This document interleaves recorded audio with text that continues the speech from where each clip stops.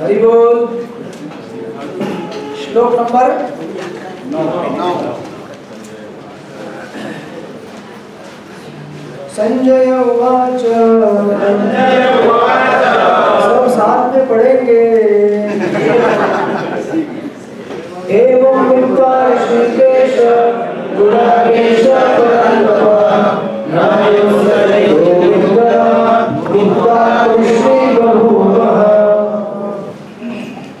संजय ने कहा, इस प्रकार कहने के बाद शत्रुओं का दमन करने वाला अर्जुन कृष्ण से बोला, हे गोविंद, मैं युद्ध नहीं करूंगा, और चुप हो गया।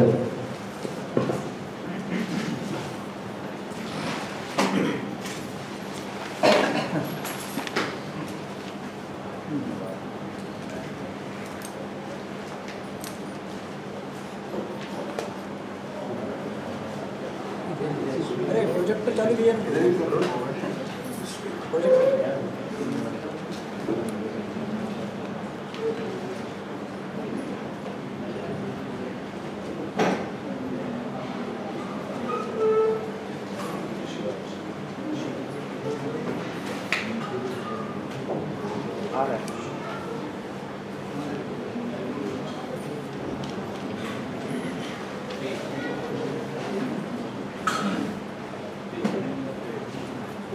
ठीक है। तात्पर्य भी क्या लिखे देखिए, प्रभुपाद भगवान ने तत्काल गुरु का पद संभाला और अपने शिष्य को अप्रत्यक्ष मूर्ख कहकर डांटा।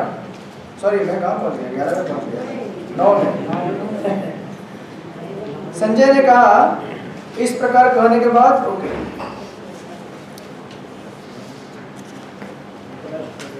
वापस यहाँ पे परम तप शब्द का अर्थ दिया गया है कि धृतराष्ट्र को यहाँ जानकर परम प्रसन्नता होगी कि अर्जुन युद्ध न करने के लिए युद्धभूमि छोड़कर भिक्षाटन करने जा रहा है, राइट।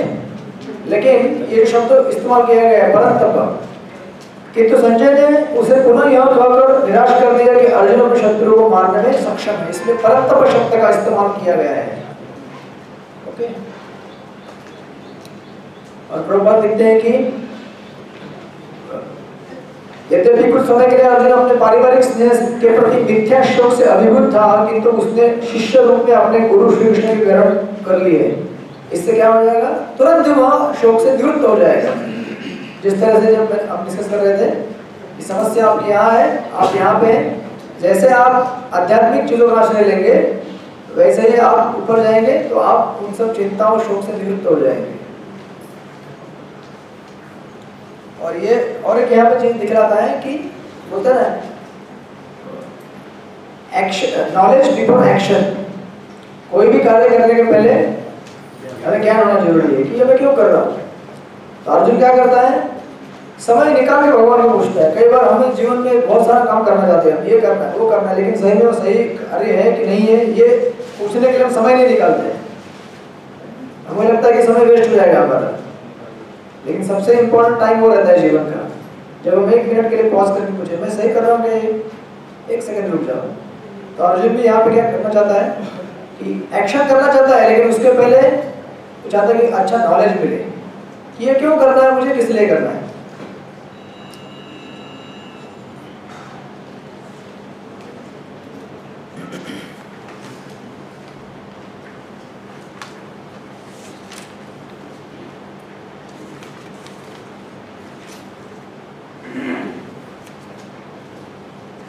ओके, अभी आगे वाला श्लोक पढ़िए।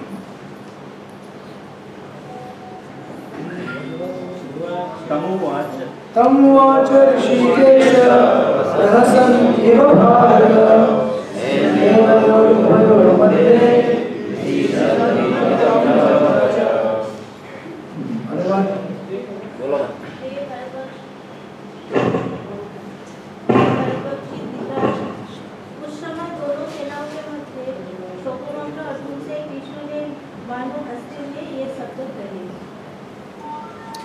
ऋषिकेश और गुड़ाकेश, वापस ऐसा लग रहा है ये कुरुक्षेत्र से टेलीकास्ट हो रहा है। ऋषिकेश और गुड़ाकेश, ये दोनों के बीच में वार्ता हो रही है। और यहाँ पे ये जो शब्द इस्तेमाल किया गया है प्रहसन इव, प्रहसन का अर्थ होता है देखिए हंसते हुए। और अपने जो आचार्य हैं वो लोग उसका अर्थ देते हैं कि मंद मुस्कान। मतलब देखिए कई बार हम लोग ऐसे हंसते के अलग अलग तरीके रहते हैं। कोई ऐसा हंसते हैं मुंह खोल के पूरा, कोई ऐसे हंसते हैं कोई ऐसे हंसते हैं, कोई ऐसे ऐसा, और कोई कोई मंद मुस्कान देते हैं ऐसे।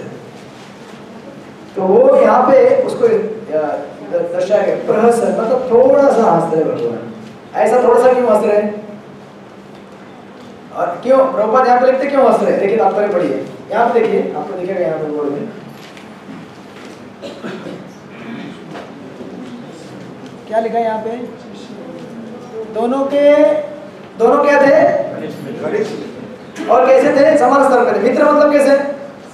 समान। मित्रता में ऐसा नहीं होता है कोई बड़ा कोई छोटा, ऐसा हुआ तो मित्रता होगा ही नहीं, फिर तो मालिक और सेवक का नाता आ जाएगा। लेकिन दोस्ती तो दोनों का पद समान था, किंतु इनमें से एक स्वेच्छा से दूसरे का शिष्य बन गया था। अब कृष्ण हंस रहे थे क्योंकि उनका मित्र अब उनका थोड़ा भगवान को मजाक करना था, लेकिन मजाक कर नहीं पा रहे थे वो थोड़े मस्ती के मूड में आ गए थे। लेकिन क्या होता है देखिए, और इसे देखिए ये शब्द जहाँ पर प्रश्न ऐसे ज्यादा हंस नहीं रहे वो, वाह मैं जानता हूँ तुझे ऐसा होने वाला था ब्रह्म, तो थोड़ा हंस रहे। और ये जब भगवान शांतिदूत के गए थे ये महाभारत युद्ध होने से पहले, तो भीमसेन भगवान को बोलते हैं कि भगवान प्लीज आप ट्राई करना पीस के लिए। तो भगवान बोलते हैं कि अच्छा, मैंने सुना था कि बड़े बड़े वीर भी जब युद्ध का समय आ जाता है तो पूरा उनका हवा निकल जाता है वैसे आपका भी हो गया क्या? तो भीमसेन बोलते हैं कि नहीं नहीं ऐसी बात नहीं है, मैं युद्ध से नहीं डरता हूँ, लेकिन फालतू में क्यों खून खराबा करने का, ऐसा करके भीमसेन बोलते हैं। तो भगवान उनको थोड़ा सा ये जो ऐसा ताना मारते ना, वैसा मार के उनको थोड़ा सा मजाक उड़ाते हैं उनका कि अरे ऐसे बड़े बड़े वीर ऐसी बातें नहीं किया करते। तो वैसे यहाँ पे वो ताना मारना चाहते हैं, अर्जुन को चाहते थे। अभी तो बहुत बड़ी बड़ी बातें कर रहे थे, अभी मालूम पड़ा खिसक गई तुम्हारी नीचे की जमीन, सब हो गया तुम्हारा ज्ञान दूर। लेकिन क्या होता है, जैसे कोई शिष्य अगर गुरु के पास जाए और समझो आप यहाँ पे काउंसलिंग ग्रुप रहेगा ना, सिस्टम है कि नहीं है ना?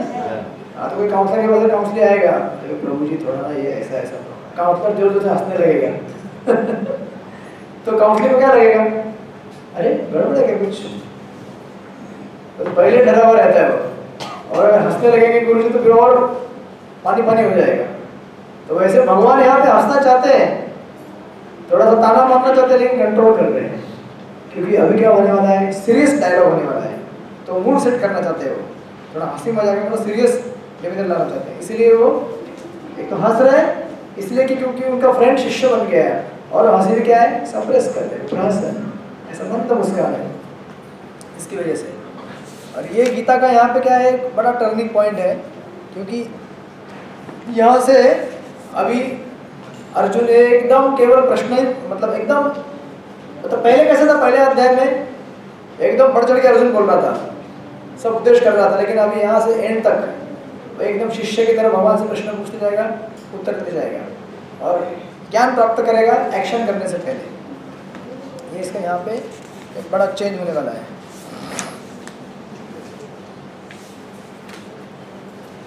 अभी देखिए भगवान अभी यहाँ से क्या करेंगे, उपदेश चालू करेंगे आत्मा और शरीर के विवेचन का। 2.11 श्री भगवान उवाच, साथ पढ़ेंगे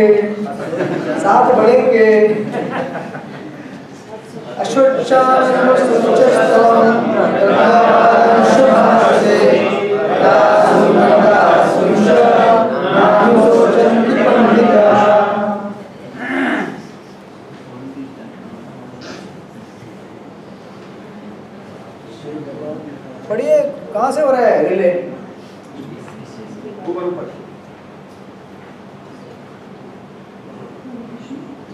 भगवान ने कहा, तुम पांडे हो वचन करते हुए उसके लिए शोक कर रहे हो जो शोक करने योग्य नहीं है।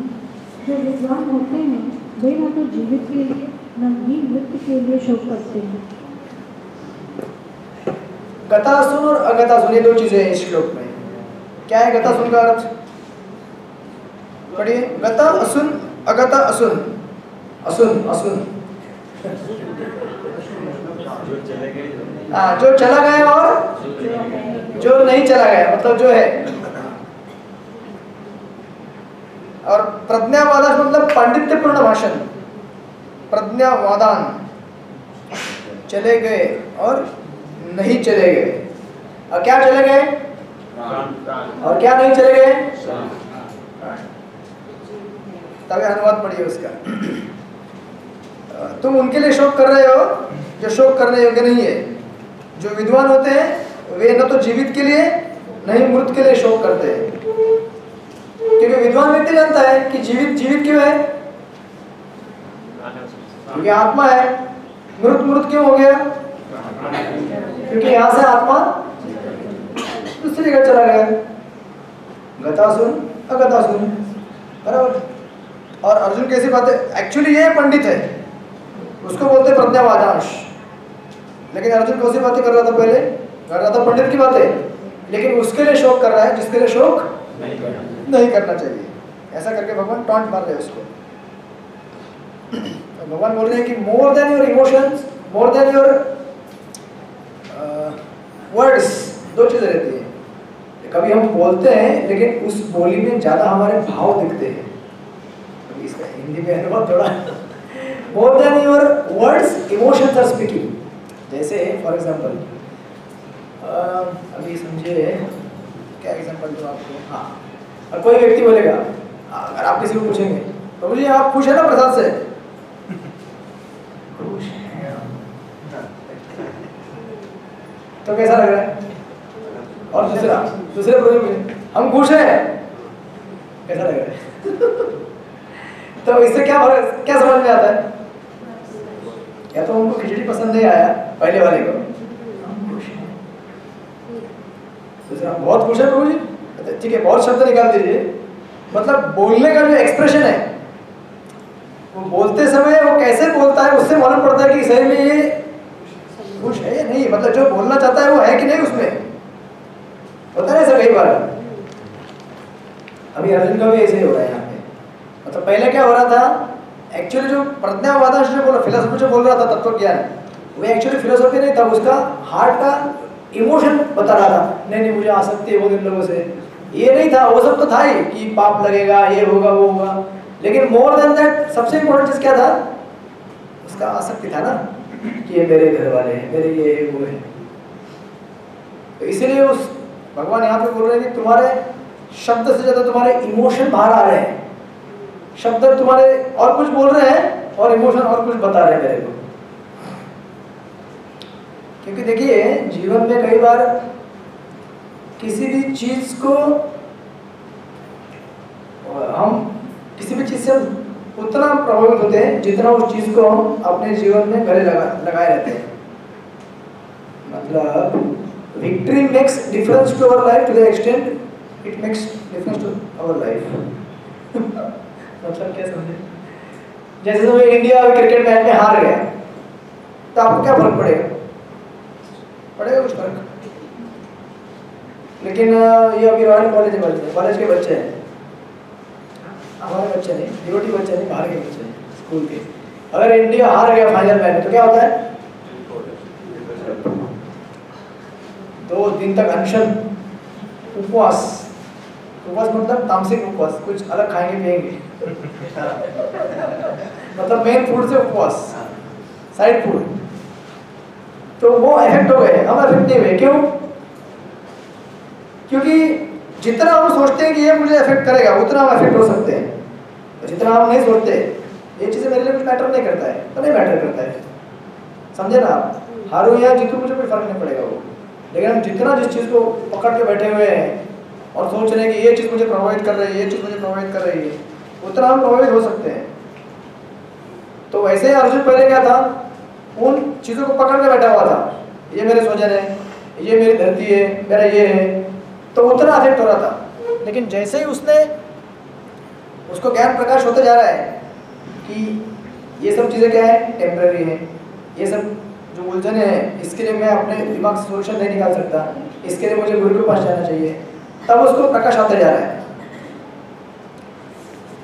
क्योंकि देखिए ऐसे जीवन में हमारे में बहुत सारी चीज़ें होंगी, मतलब जैसे फॉर एग्जांपल आप जब एसएससी में थे स्कूल कॉलेज में, तो आपके लिए वो टाइम, वो जो मार्क्स आपके पास थे या कोई एग्ज़ाम थे, कितने मायने रखते थे ना, एसएससी की एग्ज़ाम। अभी आज आप ये टाइम में अभी कुछ मायने रखते हैं वो चीज़ें, अभी और कोई चीज़ें मायने रखती है, जो अगर थोड़ी हिल गई तो आप डिस्टर्ब हो जाएंगे। तो ऐसे जीवन में टाइम बाय टाइम चीज़ें बदलते जाती हैं। इसलिए उन चीज़ों को पकड़ के नहीं बैठना है। अगर उन चीज़ों को पकड़ के बैठेंगे एक चीज़ों को, तो आगे नहीं बढ़ सकते फिर।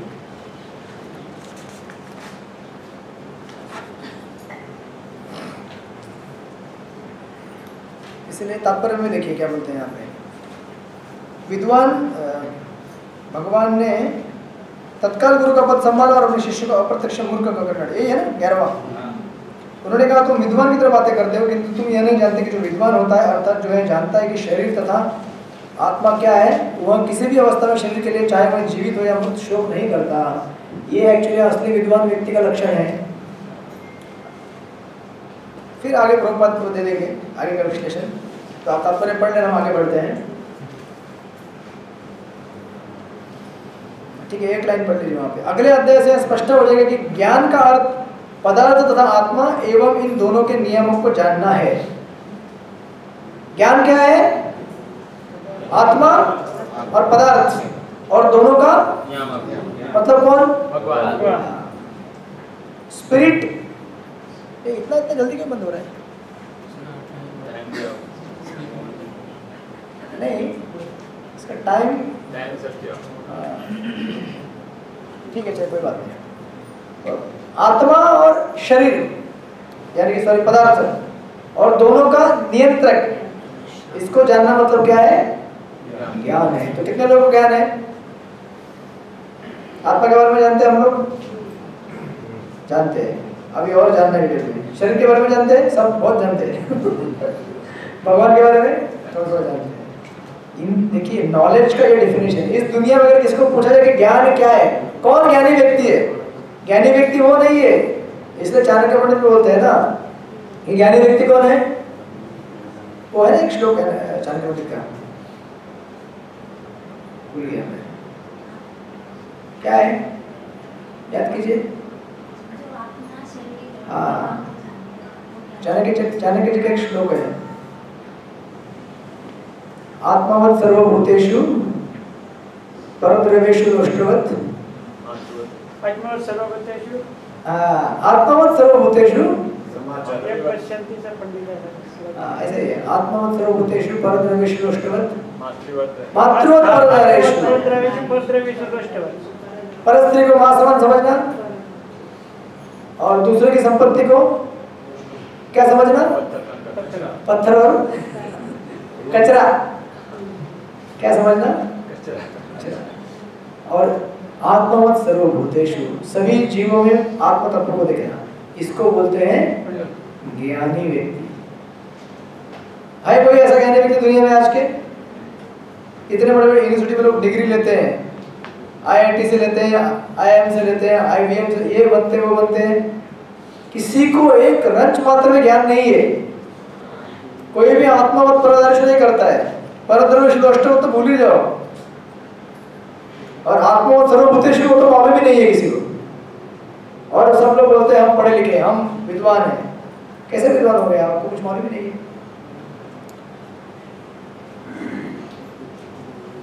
और देखिए लास्ट में तीन लाइन क्या लिखते हैं, यह शरीर जन्मता है और आज या कल इसका विनाश निश्चित है, अतः शरीर उतना महत्वपूर्ण नहीं है जितना कि आत्मा, क्योंकि शरीर तो आज नष्ट होने वाला है। ये तो ड्रेस है, ये ड्रेस चेंज होता जाएगा। तो ड्रेस इंपॉर्टेंट है कि आत्मा इंपॉर्टेंट है?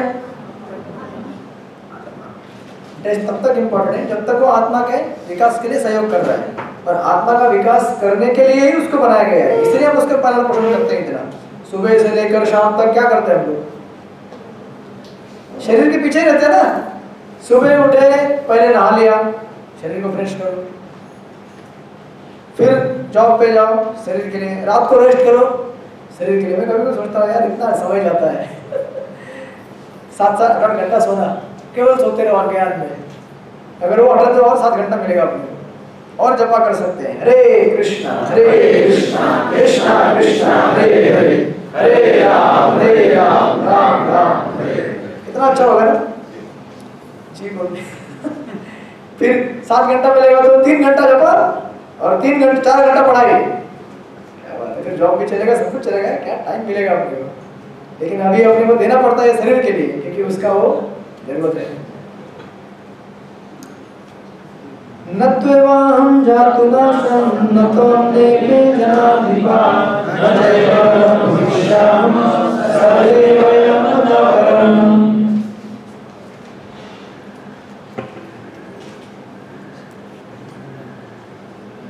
ऐसा कभी नहीं हुआ कि मैं न रहा हूँ या तुम न रहे हो, अथवा ये समस्त राजा न रहे हो, और न ऐसा है कि भविष्य में हम लोग नहीं रहेंगे।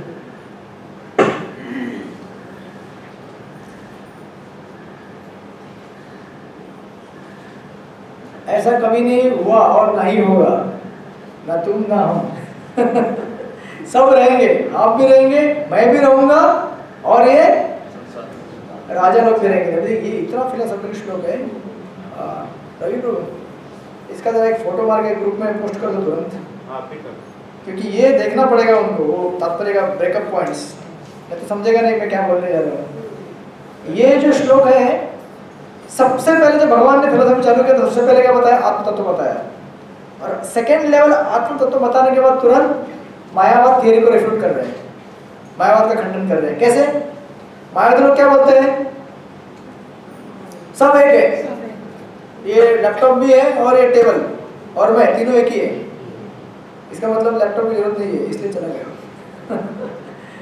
लेकिन ऐसा है क्या? नहीं, बाद में आएगा तो जरूरत पड़ेगी उसकी। और इसी को रिफ्यूट करने के लिए भगवान क्या बोल रहे हैं? पहली बात तो क्या है? वैरायटी है लाइफ में, सब एक नहीं है, वैरायटी है। क्या वैरायटी है? तात्पर्य देखिए श्लोक में, नित्यो नित्यानाम चेतनश्च चेतनाम है, एको बहुनाम यो विदधाति कामान तमातस्तम ये अनुपश्यन्ति धीरास्तेषां शांतिं श्वासयति नत्यरेषां। कठोपनिषद का एक कोटेशन है।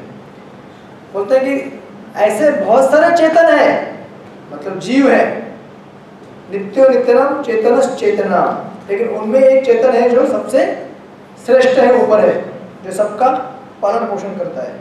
तो भगवान ने जैसे बोल दिया कि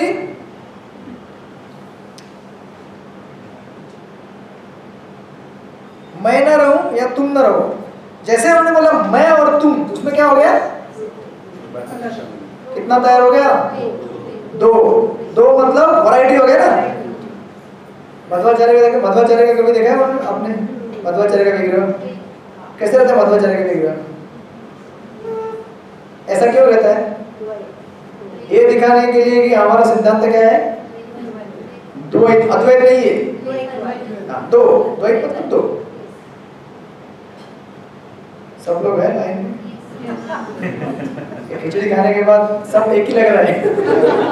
द्वैत अद्वैत कुछ भी बोलो प्रभु चलेगा, बस खिचड़ी खत्म हो जाए, जब तक है हमारा चलता रहेगा इंजन। तो सबसे पहले क्या बोला उन्होंने? नहीं मतलब आप पोस्ट कर दीजिए, मैं व्हाट्सएप कर। अरे अच्छा, ये फोटो था आपके पास? एडवांस है बहुत। ठीक है, जब मैं बोलूँगा तभी देखना व्हाट्सएप में फोटो। तो जैसे ही दो बोला मतलब क्या हो गया? ये थोड़ा सिद्धांतिक फिलोसॉफिकल पॉइंट है। हरे कृष्णा कृष्णा कृष्णा हरे हरे, हरे राम राम राम हरे हरे। द्वैत मतलब दो। मैं एक मिनट श्लोक में पढ़िए, कभी नहीं हुआ कि मैं न रहूं तुम न रहो। जैसे मैं आया तुम आए मतलब दो आ गया। यहीं पे तो खंडन हो गया ना मायावाद थियरी का। मायावाद क्या बोलता है? सब एक है, लेकिन भगवान क्या बोल रहे हैं? सब एक नहीं है, मैं और तुम। और भी वैरायटी बता रहे हैं क्या? अथवा ये समस्त राजा, मैं तुम और ये बहुत सारे राजा, और वैरायटी तैयार होते जा रहे हैं। तो मायावाद थियरी के लिए कैसे यहाँ पे जगह मिलेगा? नहीं मिलेगा ना। तो भगवान ने अपना बिगिनिंग ही किससे किया है? मायावाद से किया। और अभी तात्पर्य में प्रबंध और गोलीबारी करेंगे, ठीक है? इसके लिए अभी आप सब लोग वो फोटो आपके पास आया व्हाट्सएप में खोलिए। देखिए ये तात्पर्य में ब्रेकअप से मैंने ब्रेक बनाया है, आप निकालिए आपके व्हाट्सएप में। टेक्नोलॉजी का कोई होना चाहिए ना, अभी सब एकदम जागृत हो जाएंगे व्हाट्सएप खोलते ही सब लोग एकदम तेज। बाकी नोटिफिकेशन मत चेक कीजिएगा, केवल ये जो फोटो दिया है वही चेक कीजिए। भक्ति शास्त्री दोस्ती ग्रुप ना, दोस्ती हो रही है ना आप सब लोगों की। मैं तो इतना नहीं रहता हूँ इन्वॉल्व, लेकिन हो रही कि नहीं दोस्ती? कोई हाँ भी नहीं बोला, ना भी नहीं बोल रहे, लेकिन थोड़ी ज्यादा हो रही है। आपके लिए हमेशा ज्यादा ही होती है, मेरे लिए नहीं, सबके लिए। इसलिए कुछ वक्त निकल भी जा रहे हैं, बहुत पोस्ट आते हैं जो काम करने। अरे आने दीजिए, उसको निकाल देंगे अभी हम लोग, ऐसा तय किया। अरे यहाँ पोस्ट नहीं करेंगे तो कहाँ पोस्ट करेंगे फिर? लेकिन काम का वो भी होना चाहिए ना, करने दीजिए। मुझे मालूम है, एक बार हमारे सीनियर ड्यूटी थे चौपाटी के, वो एक बार हमारा क्लास ले रहे थे, हम जब नए थे। सुनिए ये इसमें से सीख लीजिए। तो वो हमको पहले बोले कि अरे सब लोग सुन रहे हैं? नहीं, तो वो क्या होता है, हम लोग प्रजल्पा कर रहे थे दो चार डिवोटी बैठ के ऐसे, अरे आज ये हुआ न्यूज में ये आया हुआ है। तो एक बार बोले आपके लिए ताना नहीं मार रहा हूँ, अरे किधर चले है ना। आपका ताना नहीं दे रहा, लेकिन बता रहा मुझे स्टेशन। अरे हाँ, वो एकदम स्थित है भीष्मदेव की तरह। तो बोले कि अरे ये सब लोग क्या प्रजल्पा करते रहते हैं। तो प्रभु जी बोले कि फर्स्ट प्रजल्पा with the devotees, then Krishna कथा विद द डिवोटीज। पहले क्या होगा, प्रजल्पा ही होगा ना, लेकिन भक्त साथ में तो आएंगे, फिर धीरे धीरे उसमें से कृष्ण ऊपर आने लगेंगे। पहले कोई भी साथ में आएगा तो कृष्ण आएंगे क्या? पहले क्या आएगा?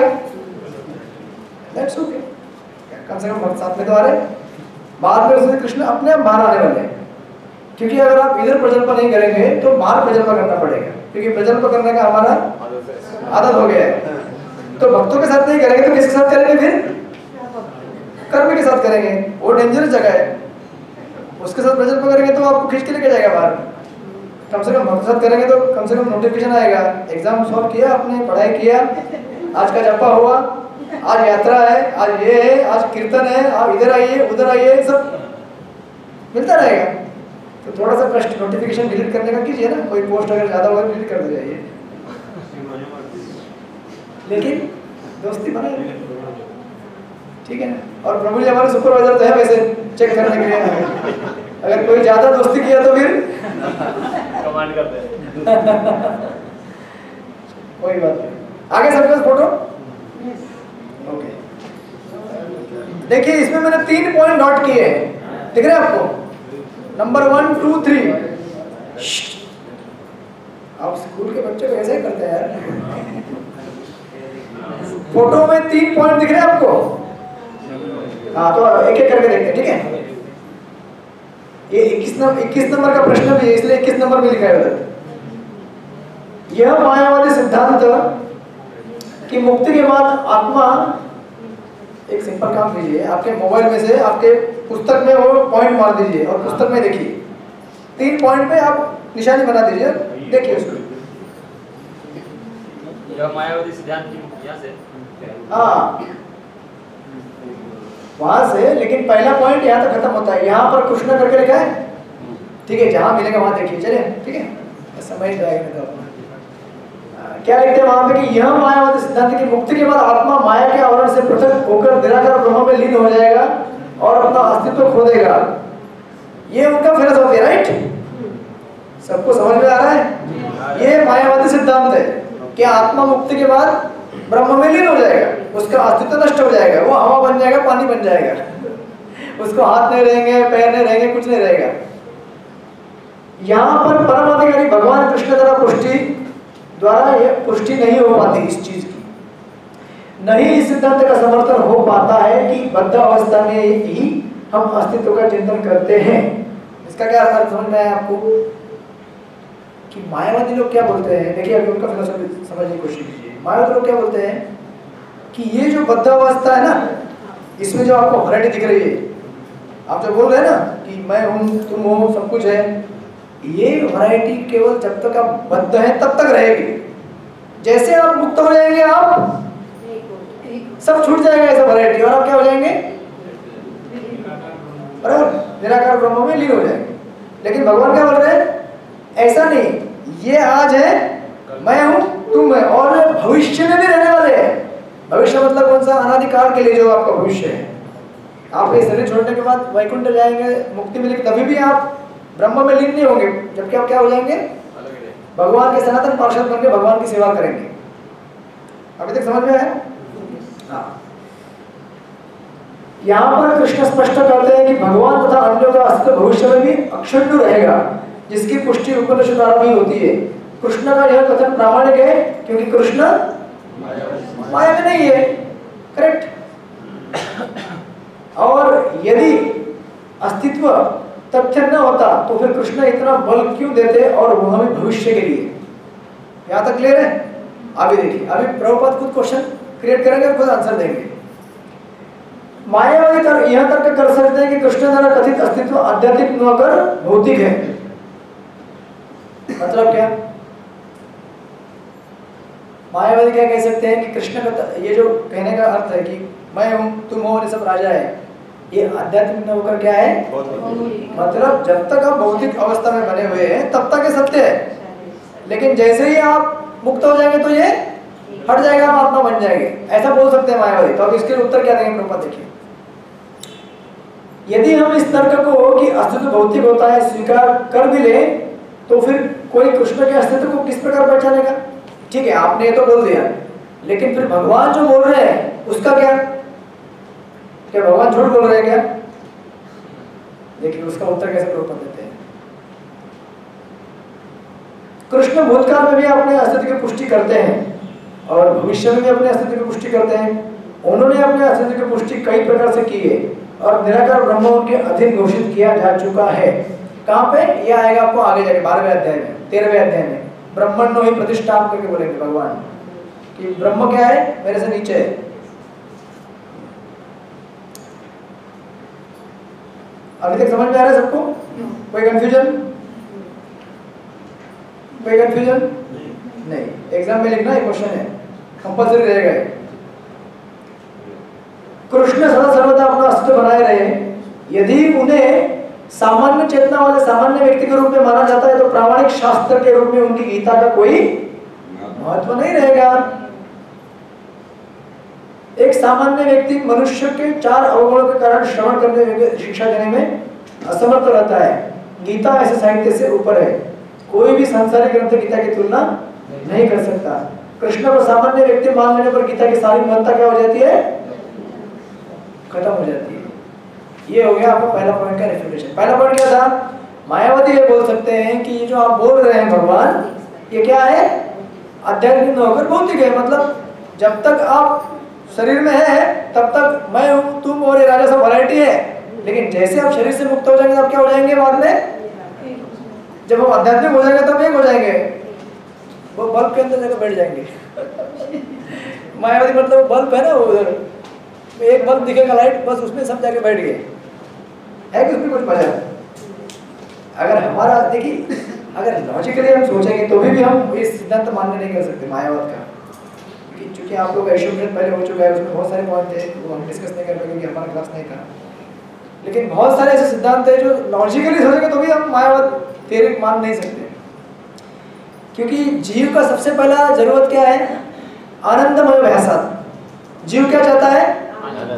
आनंद चाहता है। ये कौन बोलता है? वेदांत सूत्र बोलता है। मतलब खुद वेद बोल रहा है, मैं नहीं बोल रहा हूँ, करेक्ट? आप नहीं बोल रहे हैं, इसको तो मानना ही पड़ेगा मायावादी लोगों को।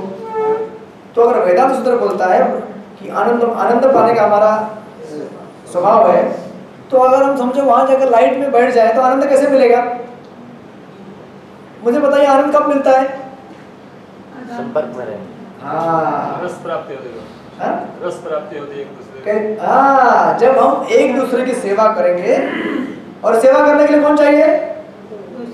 करने वाले, इसकी सेवा करेंगे। अच्छा, आपको अगर बोल दिया जाए कि अब इधर कोई पहाड़ है क्या पास में आपके, या विराट में कोई पहाड़ नहीं, जीवदानी पहाड़ कोई तो उतना ऊंचा नहीं है, बहुत बड़ा ऊंचा पहाड़ है, मैं आपको बोलेंगे ठीक है जाओ पहाड़ पे जाके बैठ जाओ, आपको कितने दिन मजा आएगा पहाड़ पर बैठे रहने से? ऐसा कितना दिन मजा आएगा? जाने में हालत खराब है। 1-2 दिन। ठीक है, आपको हेलीकॉप्टर से लेके जाके रख दिया जाए। हाँ? सूर्यास्त नहीं होगा तो तब तक अच्छा लगेगा। सूर्यास्त होने के बाद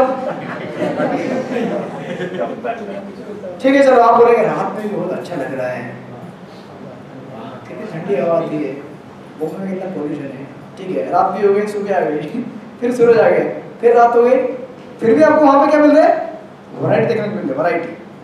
लेकिन आपको ऐसी जगह पे जाकर छोड़ दें, वहाँ पे कुछ है ही नहीं, कुछ नहीं दिखता आसपास, आप के लिए हवा में लटके हुए। और आपका स्वभाव क्या है? आनंदमय भैसा, आपको आनंद पाना है।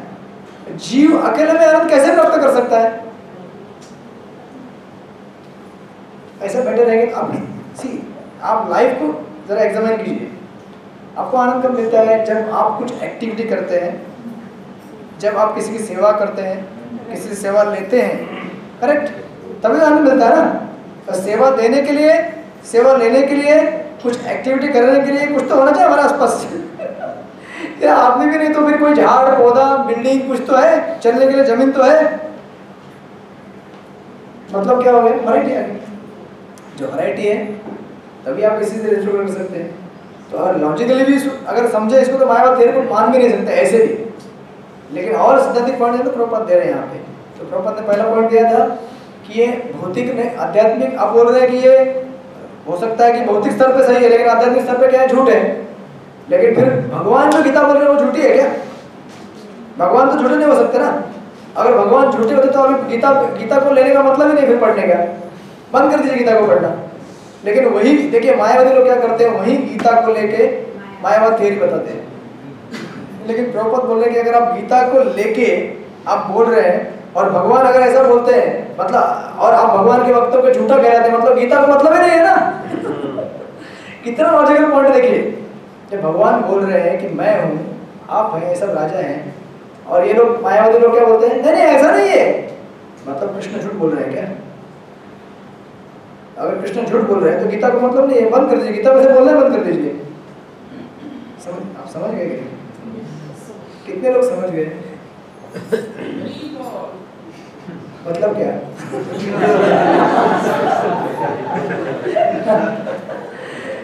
कोई बात नहीं, प्रयास कीजिए। मैंने जो पॉइंट नोट करके दिए पढ़िए घर में, आप थोड़ा जाके शांति से वापस समझ जाएंगे। आप बोलिए गुरु जी। स्टेटमेंट आता है कि आनंद को खोजने के लिए कहीं बाहर जाने की आवश्यकता नहीं है, आनंद हमारे अंदर ही है। हाँ, आनंद में की जो बात चल रही है, हाँ, यहाँ पे हम बोल रहे हैं कि वैरायटी है। वो आनंद किसके लिए मालूम है क्या? आत्म तत्व को जानिए। आनंद आपके अंदर है, मतलब क्या? आप मतलब कौन है? अभी शरीर है ना, शरीर के अंदर कौन है? उसको ढूंढिए। आत्मा का असली अस्तित्व क्या है? आत्मा का स्वभाव क्या है? आत्मा का कर्तव्य क्या है? आत्मा कैसे जीता है? वो ढूंढने की कोशिश कीजिए। इसलिए बोलते हैं अंदर खोजिए, अंदर आत्मा है ना, और आप पर सब कौन बैठा है? परमात्मा। तो उसको ढूंढिए, तब जाके आपको मालूम पड़ेगा कि सही आनंद कैसे मिलेगा। जब आत्मा परमात्मा का मिलन होगा तभी जाके आपका जीवन का व्यापन होगा। ऐसा नहीं हो सकता। इसीलिए शास्त्र के जो कोटेशन से बहुत केयरफुली पढ़ना होता है, तो कुछ भी आप कंफ्यूज हो जाएंगे। ठीक है, अभी सेकंड पॉइंट, मायावादियों का तर्क है। अभी दूसरा तर्क, पहला तर्क तो प्रभुपाद ने खंडित कर दिया। तर्क मतलब उनका अपना मनोकल्पित विचार धारणा। हाँ, थर्ड नहीं, एक्चुअली सेकंड है वो। जो पहला जो है ना वो भगवान, एक्चुअली पहला नहीं है वो। देखिए, इसलिए मैंने आपको ठीक से दिखेंगे ऐसा दिखेगा 1 और 2। वो यहाँ पर कृष्णा करके वो ब्रैकेट क्या लिखा है? सोता किधर? यहाँ पर कृष्णा। ठीक है, अभी कंफ्यूज मत होइए। तीसरा पकड़ लीजिए, तीसरा पकड़ लीजिए, कंटिन्यू कीजिए, आता हूँ मैं उसके ऊपर। तीसरा पकड़ लीजिए, ठीक है। अभी उनका और तर्क क्या है कि मायावादियों का तर्क है कि इस श्लोक में वर्णित द्वैत लौकिक है और शरीर के लिए प्रयुक्त हुआ है। अभी आप कंफ्यूज हो जाएंगे। कितने लोगों को समझ में आ रहा है क्या चल रहा है यहाँ पे? मतलब भिन्नता, इस श्लोक में वर्णित द्वैत, यहाँ तक समझ में आ रहा है? द्वैत मतलब 2 लौकिक है और शरीर के लिए प्रयुक्त हुआ है। देखिए लौकिक मतलब हम अपने रेगुलर कॉन्वेंशनल भाषा में हम ऐसा नहीं बोलते ए आत्मा, आत्मा नंबर 1, आत्मा नंबर 2। हम क्या बोलते हैं? आपके नाम से बोलते हैं ना, या हमें बोलते हैं कि मेरा आत्मा और तुम एक ही हो ना, फिर भी बोलते हैं मेरा आत्मा मुझे पुकार रहा है। अरे तुम खुद को पुकार रहे हो, तुम ही आत्मा हो ना, तो तुम मेरा आत्मा कैसे हो गया? लेकिन इन जनरल जो सामान्य भाषा होती है बोलते समय ऐसा बोलते हैं मेरा आत्मा आते जनरली ऐसा, राइट। तो ये लोग क्या बोल रहे हैं कि इसमें जो द्वैत दिया है ये क्या है? शारीरिक स्तर के लिए बोला गया है। ये किसके लिए बोला है? लेकिन देखिए इसका क्या सटीक उत्तर देते हैं प्रभुपाद, बोलते हैं देखिए किंतु इस एक मिनट पहले सबको पॉइंट समझ में आया? ये जो है ना भगवान बोल रहे हैं तुम भी हो और मैं भी हूं, ये क्या है? बोलते हैं कि ये शरीर के लिए बोला गया है, आत्मा का थोड़ी बोला गया है। शरीर स्तर पे है, भौतिक स्तर पे, आध्यात्मिक स्तर पे नहीं है। लेकिन प्रभुपाद क्या उत्तर देते देखिए, किंतु इसके पहले वाले श्लोक में ऐसे देहात्म बुद्धि की निंदा की गई थी ना, गता सुन। व्यक्ति जो शरीर छोड़ गया, ये जो छोड़ के नहीं गया, किसके लिए तुम शोक कर रहे हो अर्जुन? मालूम है तुम किसके लिए शोक कर रहे हो? बताओ किसके लिए? कोई को कुछ मालूम नहीं पड़ रहा है, क्या गया क्या आया? अरे भाई आत्मा है तभी तो शरीर को जान है, आत्मा छोड़ दिया तो जान नहीं है। तो जो व्यक्ति इसको जानता है वो शोक नहीं करता अनावश्यक किसी चीज के लिए, करेक्ट? क्योंकि वो जानता है जब तक आत्मा है तब तक शरीर चलेगा, जब तक आत्मा छोड़ देगा शरीर नष्ट हो जाएगा। और आत्मा बाद में क्या होगा? हवा में जाकर मिक्स हो जाएगा। क्या होगा आत्मा को? दूसरा शरीर मिलेगा ना वापस खिचड़ी खाने के लिए। शरीर नहीं रहेगा तो खिचड़ी कैसे खाएगा? नहीं खाएगा।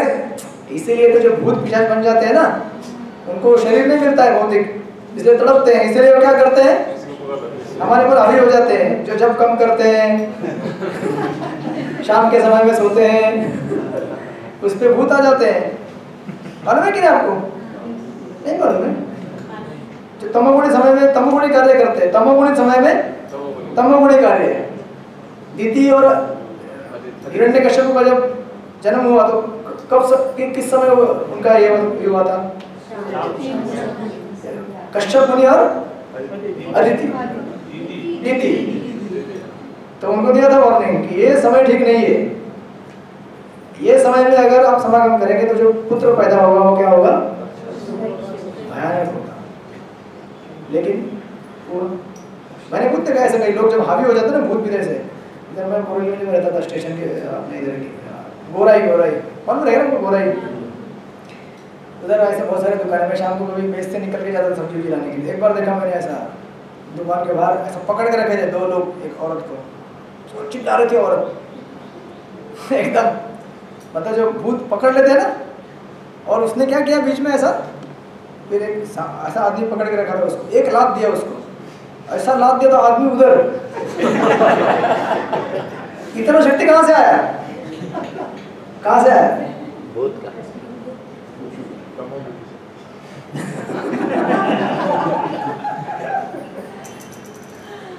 मैंने खुद से देखा है। मैं बोला यार हाँ यार सही। और गांव में मैंने देखा था, महाराष्ट्र में कई बार देखा जाता है गांव में, तो ऐसा करते हो बाल भी ऐसे खुला रहता है, भूत आया भूत पकड़ लिया, फिर कुछ ऐसे जादू टोना मंत्र करते हैं वो छोड़ दिया, भूत छोड़ दिया। तो वो सत्य है यार, सत्य है ना, झूठ थोड़ी है।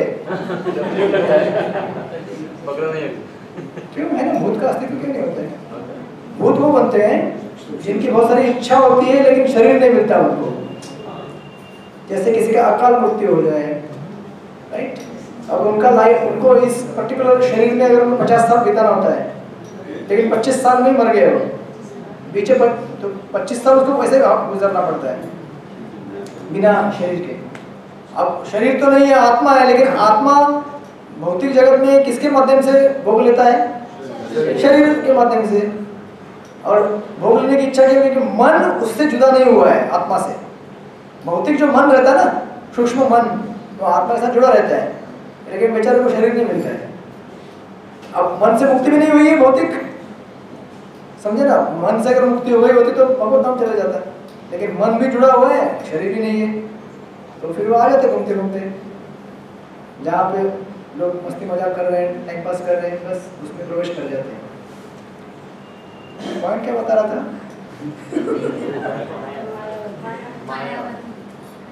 मायावाद तो पूरा वही चल रहा है, उसमें क्या? हाँ, तो वो बोलना चाहेंगे कि ये शरीर स्तर पे है, शरीर के लिए बोला गया है, लेकिन भगवान क्या बोलते हैं? प्रभुपाद क्या बोलते हैं कि अरे इससे पहले वाला श्लोक आत्मा के बारे में बताया गया था, और इसके बाद का श्लोक देहिनोस्मिन यथा देहि, ये भी आत्मा के बारे में बताया जाएगा। तो बीच का श्लोक किसके बारे में बताएंगे? शरीर के बारे में बताएंगे क्या? अगर आप देखेंगे टेक्स्ट एंड कॉन्टेक्स्ट, इंग्लिश में उसको बोलते हैं टेक्स्ट, और दूसरा होता है कॉन्टेक्स्ट। टेक्स्ट मतलब आपने कोई भी श्लोक उठा दिया, जैसे शास्त्रों में एक शब्द है गोदमन। गोदमन का एक अर्थ होता है इंद्रियों का दमन करना, लेकिन मैक्सिमम डिक्शनरी क्या बोलती है? गोदमन का अर्थ है गाय को मारना। गो कुछ भी अर्थ निकल सकता है ना। तो अगर आप ठीक से देखेंगे नहीं पैराग्राफ कहाँ पे है, क्या बोल रहे हैं, और कोई भी शब्द उठा दिया और बोल देते कि ये अर्थ है उसका, ऐसा होता है क्या? नहीं होता है ना। तो आपको देखना पड़ेगा कि आगे क्या बोला गया था, सॉरी पीछे क्या बोला गया था, इस अध्याय के आगे क्या बोल रहे हैं, तभी तो इस अध्याय का अर्थ निकलेगा ना। ऐसे कोई भी कोई चैप्टर उठा दे बीच में से बोलेंगे ये कंक्लूजन है इसका, तो कैसे निकलेगा कंक्लूजन? वैसे ही 11वां श्लोक क्या बोलता है? गतासुन अगतासुन। 13वां श्लोक क्या बोलता है? दोनों आत्मा के बारे में बता रहे। तो बीच का श्लोक अचानक शरीर के बारे में कैसे बोलेगा? ये भी आत्मा के बारे में बताएगा ना। क्लियर? सबको क्लियर है? ठीक है, नहीं हुआ तो फिर घर में पढ़िए, नहीं होगा तो वापस पूछिए, वापस चर्चा करेंगे हम लोग। हाँ, और लास्ट में देते प्रभुपाद, जो मैंने लिखा ना 22 नंबर करके लिखा फिगर, गीता में कई स्थलों पर इसका उल्लेख हुआ है कि आध्यात्मिक अस्तित्व केवल भगवत भक्तों द्वारा ही भगवत भक्तों द्वारा ज्ञेय है। जो लोग भगवान कृष्ण का विरोध करते हैं उनकी इस महान साहित्य तक पहुंच नहीं हो पाती। अभक्तों द्वारा गीता के उपदेशों को समझने का प्रयास मधुमक्खी द्वारा मधु पात्र चाटने के सदृश है। मतलब कैसा? आपको बोलेंगे ठीक है, आपको मैं एक डाबर हनी का एक बोतल दे रहा हूँ, हनी खाओ। हनी की बोतल बाहर चाटने से होगा क्या? मधुमक्खी अगर बोतल के बाहर घूमते रहेंगे तो मधु मिला क्या? मधु मिला क्या उसको? जब बोतल का लीड खुलेगा, जब मधु आएगा तब मिलेगा ना। लेकिन जो अभक्त होते हैं, जो मायावादी हैं, जो तार्किक लोग हैं, वो केवल गीता को बाहर से देखते हैं, अंदर प्रवेश कर नहीं पाते गीता में, क्योंकि उसके लिए क्या लगता है? भक्ति लगती है गीता में प्रवेश करने के लिए। बिना भक्ति के गीता को समझ नहीं सकते, प्रवेश नहीं कर सकते गीता में। पात्र को खोलने बिना मधु को नहीं चखा जा सकता। पात्र को खोलने के लिए एक ही तरीका है, हरे कृष्णा कृष्णा कृष्णा हरे हरे, हरे राम राम राम हरे हरे। अब आप लोग ये करेंगे नहीं, पात्र खुलेगा नहीं, मधु मिलेगा नहीं, बोलेंगे फिर मधु भी नहीं है, पात्र भी नहीं है, सब एक ही बोलेंगे, सब शून्य। इस प्रकार भगवद गीता के रहस्य को केवल भक्ति समझ सकता है, अन्य कोई नहीं समझ सकता। बाकी अब आगे पढ़ लीजिए। अभी आगे बढ़ते हैं 13वां नंबर का श्लोक। देहिनोऽस्मिन् यथा देहे कौमारं मनोञ्जरा तथा देहान्तरभाति धीरस्तत्र मुह्यति। शरीरधारी आत्मा इस वर्तमान शरीर में बाल्यावस्था से तरुणावस्था में और फिर वृद्धावस्था में निरंतर अग्रसर होता रहता है। इसी प्रकार बुद्धि होने पर आत्मा दूसरे शरीर में चला जाता है। धीर व्यक्ति ऐसे परिवर्तन से मोह को प्राप्त नहीं होता। ये सबसे ज्यादा सुना हुआ श्लोक है हम लोगों ने, प्रभुपाद कई बार कोट करते हैं इसको, कि आध्यात्मिक मार्ग में सबसे पहले ये समझना जरूरी है कि मैं आत्मा हूँ, शरीर नहीं हूँ। क्योंकि जब तक आप शरीर है ऐसा समझ के चलते हैं, तब तक आप शरीर की जरूरतों पर ज़्यादा ध्यान देते हैं और आत्मा को नजरअंदाज करते हैं। हालांकि इसका अर्थ ये भी नहीं है कि हम शरीर को टोटली निगलेक्ट कर दें। अभी हमें याद रखना है कि आत्मा कहाँ पे बैठा हुआ है, इसलिए शरीर को अच्छा रखना जरूरी है, ताकि आत्मा उसके विकास के लिए शरीर साथ दे सके। नहीं तो ऐसा नहीं है कि आप बोलेंगे आत्मा तत्व है तो शरीर को मार डालो, आत्मा प्रीमेच्योरली निकल जाएगा और वापस हवा में लटके भूत बनेगा बोलेगा शरीर दो शरीर दो शरीर दो। इसलिए शरीर का तब तक ख्याल रखना है जब तक आत्मा उसमें है। और इस श्लोक में तो पहले लाइन देखिए, प्रत्येक जीव एक वेष्टि आत्मा है। ये वेष्टि का अर्थ क्या होता है? अलग, अकेला। अच्छा, अलग अलग। तब से मैं सोचा ये वेष्टि वेष्टि क्या है ये? मतलब प्रत्येक जीव एक अलग अलग आत्मा होता है। वह प्रतिक्षण अपना शरीर बदलता है, कभी बालक के रूप में, कभी युवा तथा कभी वृद्ध पुरुष के रूप में। तो भी आत्मा वही रहता है, उसमें कोई परिवर्तन नहीं होता। राइट? होता है क्या परिवर्तन? अब यहाँ पे कुछ बुजुर्ग लोग भी हैं, कुछ यंग लोग भी हैं, कुछ बच्चे भी हैं, मिडिल एज वाले भी हैं। लेकिन किसी भी फेज में आप रहे, आप छोटे से बड़े हो गए तो भी 80 साल के होने के बाद भी यही लगता है ना कि मैं वही था, वही हूँ अभी भी। इसको बोलते हैं सेंस ऑफ कंटिन्यूटी। मतलब बचपन से लेकर अब तक मुझे वही लग रहा है कि मैं वही हूँ। ऐसा नहीं कि मेरा शरीर बदल गया तो मुझे लगता है कि मैं बदल गया। देखिए, इसीलिए ये जो आत्म तत्व है, इसका अगर आप विश्लेषण करेंगे 2 लेवल पे। एक लेवल है, आज के साइंटिस्ट क्या बोलते हैं कि मेमोरी कहाँ स्टोर्ड है? ब्रेन में। अच्छा, तो इसके लिए आज के वैज्ञानिकों ने खुद निकाले हुए बहुत सारे ऐसे उदाहरण हैं जिसमें बहुत सारे व्यक्तियों को ब्रेन है ही नहीं। एक चैतन्य चंद्र का पुस्तक है, डीमिस्टिफाइंग रीइंकार्नेशन करके। उसमें उन्होंने ऐसे कई एग्जांपल दिए हैं कि जो हम बोलते हैं ना व्हाइट मैटर और क्या क्या है, ग्रे मैटर। हाँ, तो ऐसे कई व्यक्ति हैं जिनका अंदर है ही नहीं कुछ मैटर, खाली है। जब वो एक्सरे पास किया ना, स्कैन किया उसका, कुछ नहीं दिखता उसमें, मेडिकल टेस्ट जब किया तो, लेकिन फिर भी फर्स्ट क्लास इंटेलिजेंट है वो।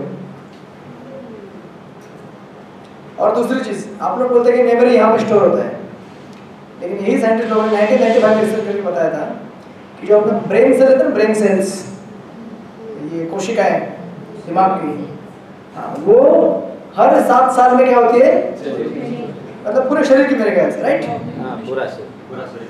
और ये जो सेल्स है ना, वो ऐसे सेल्स रहते हैं, मतलब जो न्यूरॉन बोलते हैं ना, एक बार नष्ट हो गए तो वापस नहीं बनता है। करेक्ट? अभी मुझे बताइए, आप बोल रहे हैं कि वो मेमोरी अगर एक बार जो सेल्स है वो हर 7 साल में नए आते हैं, तो जो बचपन में आपने सुना था वो तो आपके मेमोरी में रिकॉर्ड था। 7 साल के बाद वो मेमोरी क्या हो गया? ऐसा टिश्यू पेपर है, टिश्यू पेपर है सर। ये अगर किसका पेपर है ये? कई लोगों की हैंडराइटिंग बहुत अच्छी रहती है, मुझे कभी समझ में नहीं आता तो मैं फुल मार्क्स दे देता हूँ। सबसे आसान काम, क्योंकि मैं आप लोगों का एवरीडे टेस्ट ले रहा हूँ तो मेरे लिए बहुत बड़ा हो जाता है, हेवी। बड़े नहीं, आपकी सेवा करूँगा, मैं मजाक कर रहा हूँ। सब लोग ऐसे ही रहेंगे। नहीं मैं क्या करता हूँ, सबसे बेस्ट पेपर रहेगा वो निकालता हूँ, पहले उसको चेक करता हूँ, उसको रखता हूँ सैंपल पेपर, बस उसको देखता हूँ, फिर टिक टिक टिक टिक। हाँ, ये है क्या, वनमालिनी चित्रा। अच्छा, आपका है क्या? लीडर लोगों का पेपर है। तो समझिए पेपर है, अभी यहाँ पे कुछ लिखा हुआ है, राइट? अभी समझो ये कितने साल तक रहेगा इसके ऊपर? 25-30। ठीक है, 25 साल। मैंने डिसाइड किया कि 25 साल नहीं रहेगा, और मैंने क्या किया, इरेजर लिया। पेन का भी इरेजर आता है ना, और मैंने इरेज किया, तो इसमें क्या दिखेगा? लेकिन आप फिर भी बोलेंगे नहीं इसमें दिखता है, तो आपको क्या बोलेंगे? पागल बोलेंगे ना। तो आज के साइंटिस्ट पहले क्या बोलते हैं? मेमोरी किधर स्टोर्ड है? दिमाग में। फिर बोलते हैं कि दिमाग के सेल और शरीर के सेल हर 7 साल में चेंज होते हैं। अरे भैया, जब सेल चेंज हो गए तो नए सेल आ गए, तो मेमोरी कहाँ चला गया? पुराना मेमोरी। और बताते भी नहीं कि ट्रांसफर होता है कि नहीं होता है, ऐसा कोई थियरी नहीं है। आप यहाँ पे कोई बायोलॉजी वाला है, केमिस्ट्री बायोलॉजी वाला, जीव शास्त्र पढ़ने वाला? मैं अकेला हूँ। ऐसा तो कोई थियरी है नहीं कि जब नए सेल्स बनते हैं तो पुराने सेल अपना जानकारी उनको देके छोड़ते, भाई मेरे पास डाटा स्टोर था, ये ले लो आप, अभी मैं मर रही हूँ, आप इसे सेव कर लेना और आगे के सेल को पास करना। ऐसा तो कुछ होता नहीं है। तो इससे सिद्ध हो गया ना, मेमोरी यहाँ स्टोर नहीं होता है। कहाँ स्टोर होता है? मन में भी नहीं होता है स्टोर, क्योंकि मन भी बदलता है ना आपका। बदलता है इन द सेंस कि पहली बात तो साइंटिस्ट लोगों को मन मालूम ही नहीं है। साइंटिस्ट लोगों को मन मालूम ही नहीं है क्या है एक्चुअली। तो बोलते हैं साइकोलॉजी स्टडी करते हैं, मन है ऐसा है वैसा है, लेकिन मन के बारे में कुछ जानकारी नहीं है। तो मन किस तरह भी नहीं है, बचा कहाँ फिर अभी? बुद्धि बोले तो कौन सी बुद्धि? जो आत्मा, जो सचल बॉडी के साथ। फिर आत्मा बोलिए। तो अल्टीमेटली कहाँ पे आ गया पॉइंट? सीधे सीधे प्रूव हो रहा है ना, हो रहा है कि नहीं हो रहा है? आपकी थियरी है 7 साल में सेल चेंज होता है। सेल में जानकर लिखा गया था तो मैंने क्या किया, इरेज कर दिया। नए सेल्स आ गए मतलब इरेज हो गया ना। फिर भी मुझे याद है कि बचपन में मैं कितना मार खाया मम्मी से मैंने कितनी शरारतें की, मैंने कितने पड़ोसी के बागीचे में जाके आम तोड़े। मुझे याद है हमारे स्कूल के पीछे एक पेरू का गार्डन था, अमरूद का। हर बार हम लोग जाके उधर एकदम सब सेटिंग करके पेड़ पे चढ़ के अमरूद तोड़ के वहां से खाए। कितनी बार, अभी भी याद है मुझे, जब मैं 5वीं कक्षा में था। अभी कितने साल हो गए? 20-25 साल हो गए उसको, फिर भी याद है। कहाँ स्टोर है ये सब? मेमोरी कहाँ है ये? आत्मा। इसीलिए तो भगवान बोलते हैं गीता में, मत्त स्मृति ज्ञानम अपोहरञ्च। आत्मा ने अपने पास रखा है, वो रखा हुआ भी हमको याद दिलाने का काम कौन करता है? भगवान। इसीलिए ये तो सब चीजें हैं यहाँ पे, और प्रभुपाद आगे बहुत सारे उदाहरण देंगे जिससे सिद्ध होगा कि आत्मा का अस्तित्व कैसे है। राइट, इसलिए बोल रहे हैं कि आप बूढ़े हैं, मतलब जवान है, लेकिन जवान से जब बूढ़े हो जाते फिर भी आपको लगता है कि मैं वही चिंटू हूँ, वही पिंटू। मराठी में बोलते हैं गोटिया बचपन में गोटी खेलते थे बहुत सारे, मैं भी बहुत खेलता था गाँव में। मेरा घर का नाम था डल्लू, क्यों? क्योंकि मेरा सर गोल गोल था। और मेरी बहन आई तो उसका नाम रखा डल्ली क्योंकि वो भी मेरे जैसे गोल गोल थी। तो अभी मुझे याद है एकदम छोटे छोटे हम लोग खेलते थे, मस्ती करते थे। ये सब मेमोरी कहाँ से आता है? अगर आपका ब्रेन सेल चेंज होता है तो किसकी वजह से आता है? ये आत्मा की वजह से आता है, क्योंकि आत्मा के पास स्टोर है। बोलिए। प्रभु जी, अगर आत्मा की वजह से आता है तो जो हमारा पिछले जन्म में हुआ था आत्मा, तो हमारी आत्मा सेम आत्मा कंटिन्यू आगे गई है, तो पिछले जन्म का तो अभी क्यों नहीं याद आता है? इसका उत्तर दिया है प्रभुपाद ने इस पुस्तक में, जो है ना कमिंग बैक, हिंदी में क्या है, पुनर्जन्म का विज्ञान।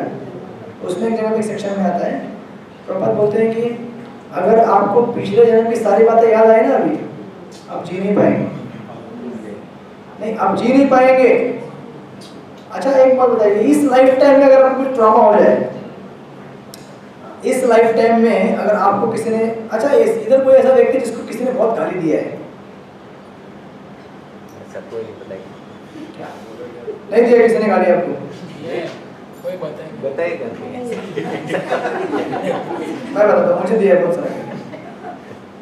मैं कभी कभी बुक शूट करने जाता था तो लोग गाली देते थे। एक बार एक व्यक्ति था, ट्रेन में मैं बुक बांट रहा था, उसको बुक बांटा तो उसने बांटते बांटते, एक हमारे प्रभु जी हैं, वो बोलते थे कि लोग कृष्ण से ईर्ष्या क्यों करते हैं? क्यों करते हैं कृष्ण से ईर्ष्या? फेमस है, उनकी एक 16,108 पत्नी है। तो प्रभु जी ने एक बार इसको बोल दिया कि प्रॉब्लम ये नहीं है कि कृष्ण को 16,108 रानियां हैं, प्रॉब्लम ये है कि आपको एक भी नहीं शायद।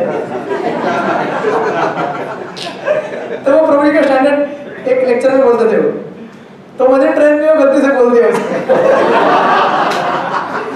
लगता है आपका एक भी नहीं लगता है। तो उसने क्या बता मालूम है क्या? मेरा 2 है। मेरे लोग क्या क्या आंसर देते हैं, तो बोला 1 तो मेरा 2 है बोला उसने। फिर थोड़ा बाद में अनबन हुआ, ये वो बाद में चला गया। भाई बोला ठीक है चलो, आज के दिन माफ कर दिया आप भी मुझे माफ कर दो। तो अभी भी याद है मुझे वो सारे एपिसोड्स। ये तो ठीक है, थोड़ा हास्यमय प्रसंग है, लेकिन ऐसे कई प्रसंग हुए जब लोगों ने बहुत डांटा है। हमने बहुत मार खाया है लोगों से, मतलब घर पे मार खाया, लोगों ने बाहर से नहीं, इतना लोगों की, लेकिन ऐसा